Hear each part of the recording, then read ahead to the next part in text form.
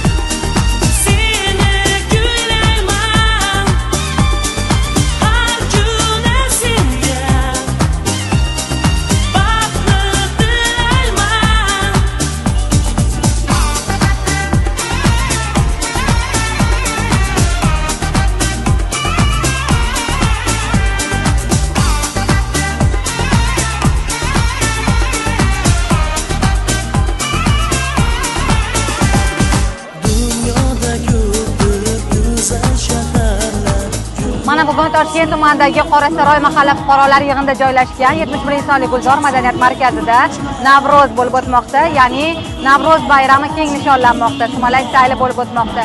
Bugungi bayram tadbiri juda ham ko'tarinki kayfiyatda o'tmoqda. Sababi bugungi bayram tadbirimizda madaniyat bo'limining, madaniyat markazlarining barcha ijodiy xodimlari, to'garak a'zolari, to'garak rahbarlari faol qatnashdi hamda hududimizdagi barcha bog'cha, maktablarning o'quvchilari ham faol qatnashdi. Bu tadbirni o'tkazishdan asosiy maqsadimiz aholining har bir xonadoniga Navro'z huquqini olib kirish va albatta milliy urf-odatlarimizni, qadriyatlarimizni mustahkamlash, yoshlarimizga yetkazish.